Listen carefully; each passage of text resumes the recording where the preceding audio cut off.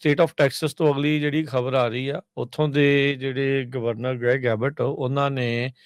ਅੱਜ ਜਿਹੜਾ ਉਹ ਦੱਸਿਆ ਵੀ ਇੱਕ ਬਹੁਤ ਹੀ ਵੱਡਾ H1B ਵੀਜ਼ੇ ਦਾ ਜਿਹੜਾ ਫਰਾਡ ਤੇ ਗ੍ਰੀਨ ਕਾਰਡ ਦਾ ਜਿਹੜਾ ਫਰਾਡ ਆ ਉਸ ਨੂੰ ਐਕਸਪੋਜ਼ ਕੀਤਾ ਗਿਆ ਆ। 7 ਸਾਲ ਇਮੀਗ੍ਰੇਸ਼ਨ ਸਕੈਮ ਜਿਹੜਾ ਆ ਉਹ ਚੱਲਿਆ, ਉਸ ਨੂੰ ਐਕਸਪੋਜ਼ ਹੁਣ ਕੀਤਾ ਗਿਆ ਆ। ਫੈਡਰਲ ਜਿਹੜੇ ਪ੍ਰੋਸੀਕਿਊਟਰਸ ਆ ਉਹਨਾਂ ਨੇ ਦੱਸਿਆ ਵੀ ਇੱਕ ਵੀਜ਼ਾ ਕੰਸਲਟਿੰਗ ਆਪਰੇਸ਼ਨ ਡੈਲਸ ਦੇ ਇਲਾਕੇ ਦੇ ਵਿੱਚ ਚੱਲ ਰਹੀ ਸੀ, ਜੋ ਕਿ ਕਈ ਸਾਲ ਨਕਲੀ ਇਮੀਗ੍ਰੇਸ਼ਨ ਦੀਆਂ ਫਾਈਲਿੰਗਸ ਕਰਦੀ ਰਹੀ ਹੈਗੀ ਆ। ਅਬਦੁਲ ਹਾਦੀ ਮੁਰਸ਼ਦ ਤੇ ਮੁਹੰਮਦ ਸਲਮਾਨ ਨਾਸਰ ਕਹਿੰਦੇ ਵੀ ਇਹਨਾਂ ਦੇ ਉੱਤੇ ਹੁਣ ਕਈ ਤਰੀਕੇ ਦੇ ਇਮੀਗ੍ਰੇਸ਼ਨ ਨਾਲ ਸੰਬੰਧਿਤ ਜਿਹੜੇ ਚਾਰजेस ਆ ਉਸ ਦੇ ਵਿੱਚ ਧੋਖਾਧੜੀ ਵਾਲੇ ਉਹ ਲੱਗਣਗੇ। ਕਹਿੰਦੇ ਵੀ ਇਹਨਾਂ ਨੇ 7 ਸਾਲ ਲਗਾਤਾਰ ਫਰਾਡੂਲੈਂਟ ਵੀਜ਼ਾ ਐਪਲੀਕੇਸ਼ਨਸ ਲਾਉਂਦੇ ਰਹੇ, ਜਿਨ੍ਹਾਂ 'ਚ H1B work visa, employment based green cards ਜਿਹੜੀਆਂ ਆ ਉਹ ਲੱਗਦੀਆਂ ਰਹੀਆਂ ਹੈਗੀਆਂ ਆ। 21 ਮਈ 2025 ਨੂੰ ਇਹਨਾਂ ਦੇ ਉਲਟ ਫਾਈਲ ਕੀਤਾ ਗਿਆ ਸੀਗਾ ਕੇਸ US ਦੇ ਡਿਸਟ੍ਰਿਕਟ ਕੋਰਟ ਟੈਕਸਸ ਦੇ ਵਿੱਚ ਜਿਹੜੀ ਆ ਨਦਰਨ ਡਿਸਟ੍ਰਿਕਟ ਦੀ ਉਸ ਦੇ ਜਿਹੜੇ ਉਹ ਵਿੱਚ 1 ਜਨਵਰੀ 2018 ਤੋਂ ਲੈ ਕੇ 21 ਮਈ 2025 ਤੱਕ ਦੀ ਜਿਹੜੀ ਇਨਵੈਸਟੀਗੇਸ਼ਨ ਇਹਨਾਂ ਸਮੇਂ ਦੇ ਦਰਮਿਆਨ ਇਹਨਾਂ ਦੋਨਾਂ ਦੇ ਉਲਟ ਕੀਤੀ ਜਿਹੜੀ ਉਹ ਗਈ ਸੀਗੀ। ਸੋ ਕਹਿੰਦੇ ਵੀ ਇਹਨਾਂ ਵਿੱਚ ਇਹੀ ਜਿਹੜਾ ਉਹ ਪਤਾ ਲੱਗਾ ਵੀ ਇਹ 2 ਜਾਣੇ ਇਸ ਦੇ ਨਾਲ 2 ਬਿਜ਼ਨਸ ਐਂਟੀਟੀਜ਼ ਇਹਨਾਂ ਨੇ ਕਨਸਪੀਰੇਸੀ ਜਿਹੜੀ ਉਹ ਘੜੀ ਸੀਗੀ US ਨੂੰ ਕਿੱਦਾਂ ਡੀਫਰਾਡ ਕਰਨਾ, ਵੀਜ਼ਾ ਫਰਾਡ ਕਰਨਾ, ਮਨੀ ਲਾਂਡਰਿੰਗ ਜਿਹੜੀ ਉਹ ਕਰਨੀ ਤੇ ਇੱਕ ਬਹੁਤ ਵੱਡੇ ਪੱਧਰ ਦਾ ਇਮੀਗ੍ਰੇਸ਼ਨ ਫਰਾਡ ਆਪਰੇਸ਼ਨ ਜਿਹੜਾ ਉਹ ਚਲਾਇਆ। ਕੁਝ ਦਿਨ ਪਹਿਲਾਂ ਹੀ, ਕੁਝ ਵੀਕ ਪਹਿਲਾਂ ਹੀ ਜਿਹੜੇ high skilled worker EB2 EB3 employment based green card ਵਾਲੇ ਦੇ ਵਿੱਚ ਵੀ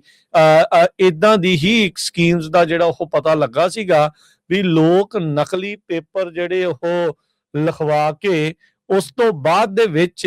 ਹਰਜੋਤ ਸਿੰਘ ਜੀ ਵੀ ਇੱਕ ਹਿਸਾਬ ਦੇ ਨਾਲ ਜਿਹੜੇ IEEE ਵਾਲੇ ਪੇਪਰ ਹੁੰਦੇ, ਸਾਇੰਟਿਫਿਕ ਪੇਪਰ ਹੁੰਦੇ, ਉਹ ਨਕਲੀ ਲਿਖਵਾ ਕੇ ਉਹਦੇ ਬੇਸ ਦੇ ਉੱਤੇ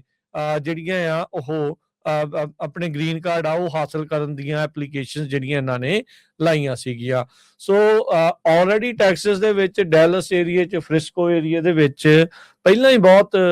ਜਿਹੜਾ ਉਹ ਰੌਲਾ ਪਿਆ ਆ, ਖਾਸ ਕਰਕੇ ਐਂਟੀ H1B ਜਿਹੜੀ ਧਾਰਨਾ ਆ ਉਹ ਬਹੁਤ ਜ਼ਿਆਦਾ ਘਰ ਜਿਹੜੀ ਉੱਥੇ ਕਰ ਚੁੱਕੀ ਆ। ਲੋਕ ਆਪਣੇ ਪੱਧਰ ਦੇ ਉੱਤੇ ਉਹਨਾਂ ਦੀਆਂ ਇਨਵੈਸਟੀਗੇਸ਼ਨਾਂ ਜਿਹੜੀਆਂ ਆ ਉਹ ਕਰ ਰਹੇ ਆ ਵੀ ਕੀ ਕੁਛ ਜਿਹੜਾ ਉਹ ਹੋ ਰਿਹਾ ਹੈਗਾ ਆ। ਸੋ ਉਹ ਚੀਜ਼ ਦੇ ਵਿੱਚ ਹੁਣ ਇਹ ਪਤਾ ਲੱਗਾ ਵੀ ਇਹਨਾਂ ਦੋਵਾਂ ਜਾਣਿਆਂ ਨੇ 7 ਸਾਲਾਂ ਦੇ ਵਿੱਚ ਵੱਡਾ ਜਿਹੜਾ ਉਹ ਫਰਾਡ ਆ ਕੀਤਾ ਆ ਤੇ ਇਸ time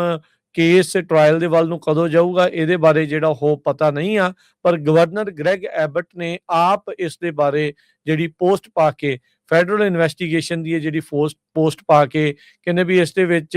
FBI, homeland security investigation, department of state, diplomatic security service, department of labour, office of inspector general, ਇਹ ਸਾਰੇ ਇਨਵੋਲਵ ਜਿਹੜੇ ਉਹ ਸੀਗੇ। ਕੋਰਟ ਫਾਈਲਿੰਗ 'ਚ ਇਹ ਵੀ ਪਤਾ ਲੱਗਾ ਵੀ ਜਿਹੜਾ ਨਾਸਰ ਆ ਉਹ ਇਸ ਟਾਈਮ ਉੱਥੇ $1 ਮਿਲੀਅਨ ਦੇ ਘਰ ਦੀ ਕੀਮਤ ਵਾਲੇ ਘਰ ਦੇ ਵਿੱਚ ਜਿਹੜਾ ਉਹ ਰਹਿ ਰਿਹਾ ਆ। ਕਹਿੰਦੇ ਵੀ ਇਹ ਟੈਸਟੀਮੋਨੀ, ਕਹਿੰਦੇ ਵੀ ਫਾਲਸ ਟੈਸਟੀਮੋਨੀ, ਝੂਠੀ ਜਿਹੜੀ ਗਵਾਹੀ ਸਿਟੀਜ਼ਨਸ਼ਿਪ ਐਪਲੀਕੇਸ਼ਨ ਇੰਟਰਵਿਊ ਦੇ ਵਿੱਚ ਜਿਹੜੇ ਉਹ ਦੇਣ ਦੇ, ਇਹ ਵੀ ਦੋਸ਼ ਇਹਨਾਂ ਦੇ ਉੱਤੇ ਇੱਕ ਮੁਰਸ਼ਦ ਜਿਹੜਾ ਇਹਨਾਂ ਦੋਨਾਂ ਦੇ ਵਿੱਚੋਂ ਇੱਕ ਹੈਗਾ ਆ ਉਸ ਨੂੰ ਜਿਹੜਾ ਉਹ ਲੱਗਾ ਆ। ਕਹਿੰਦੇ ਵੀ ਜਿਹੜੇ 1 ਮਈ 2015 ਤੋਂ ਨਵੰਬਰ 1 2018 ਦੇ ਦਰਮਿਆਨ ਜਿਹੜਾ ਅਬਦੁਲ ਹਾਦੀ ਮੁਰਸ਼ਦ ਸੀਗਾ ਇਸਨੇ ਜਾਣ ਬੁੱਝ ਕੇ ਜਿਹੜੇ ਪ੍ਰਕਿਓਰ ਕੀਤਾ, ਆਬਟੇਨ ਕੀਤਾ, ਹਾਸਲ ਕੀਤਾ ਤੇ ਅਪਲਾਈ ਕੀਤਾ ਨੈਚੁਰਲਾਈਜੇਸ਼ਨ ਤੇ ਸਿਟੀਜ਼ਨਸ਼ਿਪ ਆਪਣੇ ਦੇ ਲਈ, ਜਿਹਦੇ ਲਈ ਇਹ ਇੰਟਾਈਟਲ ਨਹੀਂ ਸੀਗਾ, ਵੀ ਇਹਨੂੰ ਨਹੀਂ ਸੀ ਮਿਲਣੀ ਚਾਹੀਦੀ ਜਿਹੜੀ ਉਹ ਸਿਟੀਜ਼ਨਸ਼ਿਪ, ਪਰ ਫਿਰ ਵੀ ਇਸਨੇ ਗਲਤ ਜਿਹੜੀ ਆ ਫਾਈਲਿੰਗਸ ਕਰਕੇ ਆਪਣੇ ਆਪ ਨੂੰ ਸਿਟੀਜ਼ਨਸ਼ਿਪ ਵੱਲ ਨੂੰ ਜਿਹੜਾ ਉਹ ਭਰਿਆ। ਤੇ ਕੱਲਾ ਇਹੀ ਨਹੀਂ, ਇਸ ਤੋਂ ਇਲਾਵਾ ਇਹਨੇ ਸੈਂਕੜੇ ਹੀ ਜਿਹੜੇ citizens Pakistan, Egypt, India, Nepal ਤੇ UK ਦੇ ਉਹਨਾਂ ਦੀਆਂ ਗਲਤ ਪਰਮਾਨੈਂਟ ਰੈਜ਼ੀਡੈਂਸੀਆਂ ਜਿਹੜੀਆਂ ਇੰਪਲੋਇਰ ਸਪਾਂਸਰਸ਼ਿਪ ਦਿਖਾ ਕੇ ਭਰੀਆਂ। ਇਹ ਕਿਤੇ ਨਾ ਕਿਤੇ ਹਰਜੋਤ ਸਿੰਘ ਜੀ ਚੀਜ਼ ਸਾਹਮਣੇ ਹੈਗੀ ਆ ਵੀ ਜਿਹੜੇ ਸੋ ਕਾਲਡ ਜਿਹੜੇ ਇਹ ਕੰਸਲਟੈਂਟ ਨੇ ਉਹ ਕਿਸ ਤਰੀਕੇ ਦੇ ਨਾਲ ਆਪਰੇਟ ਜਿਹੜਾ ਉਹ ਕਰਦੇ ਆ। ਪਰ ਇਹ ਹੁਣ ਇਸ ਟਾਈਮ ਇਹਨਾਂ ਦੀਆਂ ਨਜ਼ਰਾਂ ਦੇ ਵਿੱਚ ਵੱਡੇ ਪੱਧਰ ਦੇ ਉੱਤੇ ਆ ਚੁੱਕੇ ਆ ਤੇ ਇਹਦੇ ਕਰਕੇ ਇਹ ਜਿਹੜੀ ਸਿਚੁਏਸ਼ਨ ਆ ਇਹ H1B ਵਾਲਿਆਂ ਦੇ ਲਈ ਵੀ ਖਾਸੀ ਔਖੀ ਜਿਹੜੀ ਆਉਂਦੇ ਸਮੇਂ 'ਚ ਹੋ ਜਾਵੇਗੀ। ਜੀ।